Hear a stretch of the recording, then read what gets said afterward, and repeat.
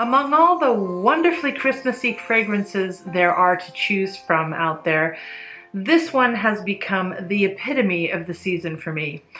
Ooh, la la la la la la la la la. Chestnuts roasting on an open fire. Bottled.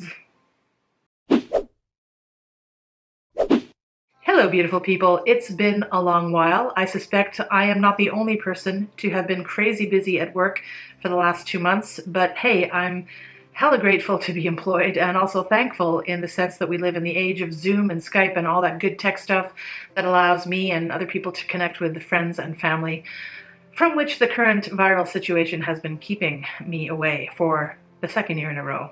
I'm sure you all relate. And finally, I have a full week off, so no, I can't really go anywhere, but I can rest, relax, chat with people I love, and pursue a multitude of interests, including this YouTube channel and my collection of divine smellies. So, since its 2015 release by Maison Margiela, by the Fireplace, has become one of my absolute favorite fragrances, not only for the holiday season, but of all time, even though it's most definitely better worn in fall and winter.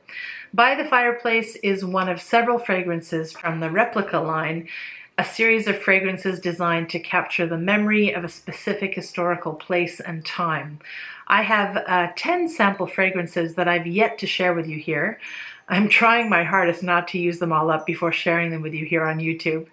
The perfumer of this fragrance is Marie Salamagne, and the notes are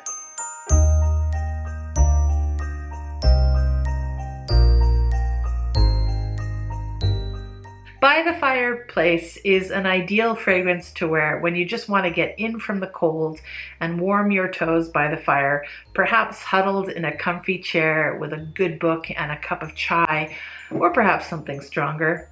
This smells, it smells quite literally like warm wood smoke. You can almost hear the crackle of the fire through your nose. On days when it's cold, dreary, and damp, I have absolutely no desire to venture outside, but a few sprays of this stuff gives me the courage to head out the door because it keeps my mind in such a delightfully warm and cozy headspace. It's balsamic, it's nutty, it's woody, it's obviously smoky, and it's got this sweet dash of vanilla to it too.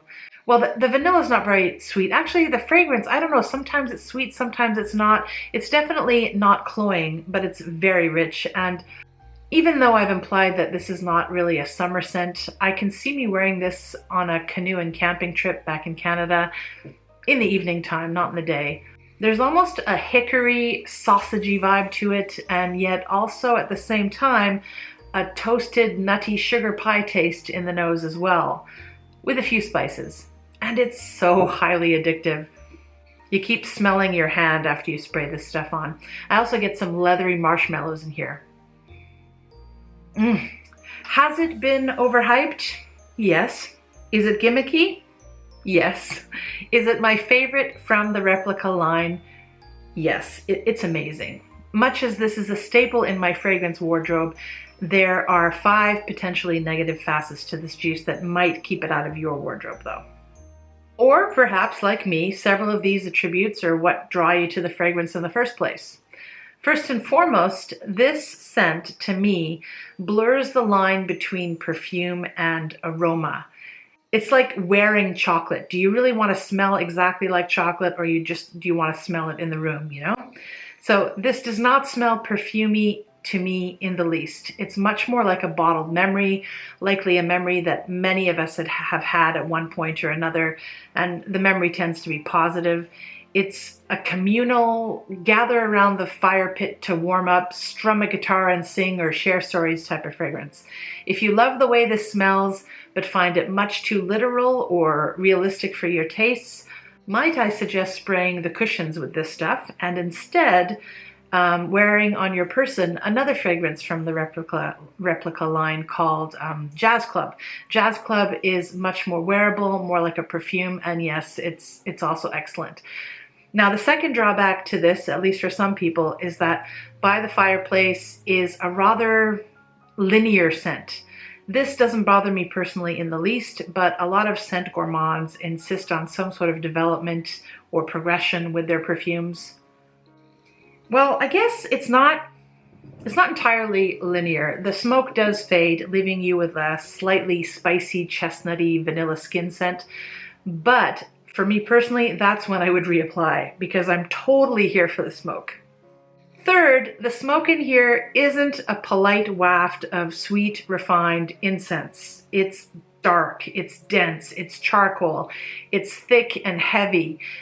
You know, that nasty outdoor, I wouldn't say nasty, but it's an outdoor smoke. It's not a pretty smoke. It's the combined scent of a fire that's just been put out with water, and you've also got the meats that were smoked in it, you know? So for many of you out there, this might smell a tad dirty and not particularly sophisticated. But for me, that's part of its appeal. It's raw, it's casual, and it's delicious.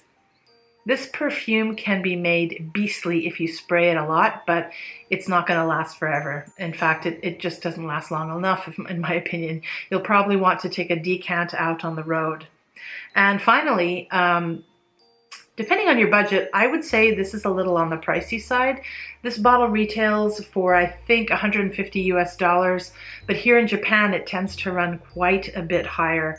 So if you're on a tighter budget, you might consider clone houses. I've tried a few clones of this scent already, and I'm far from unimpressed. So I'll link to one or two of those below if I remember. And if you're a fan of the warm, crackly, sweet, burning vibe of this fragrance and don't mind its roughness, perhaps you might also consider Andy Towers' Lone Star Memories. That one is also a little pricey, but it's really unique, and it's full of a much earthier birch tar note to it that reminds me oddly of cross-country ski wax, and for me that's a really good memory. I love it.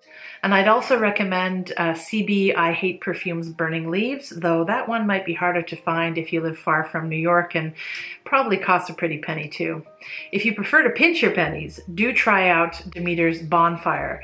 Nothing from Demeter performs particularly well, I must admit, at least from what I've tried so far, but they have a fanciful variety of affordable fragrances to choose from. As for me, I think, as you can see from this bottle, I'm going to have to bring out my MasterCard to repurchase by the Fireplace because this fragrance truly is a must-have for me. What about you? If you own it or if you smelled it, what do you think of this fragrance? I look forward to reading your thoughts below and look forward to seeing you in my next video, which hopefully won't make you wait too long this time. Happy holidays, everyone. Scent Gourmand signing out. Mwah.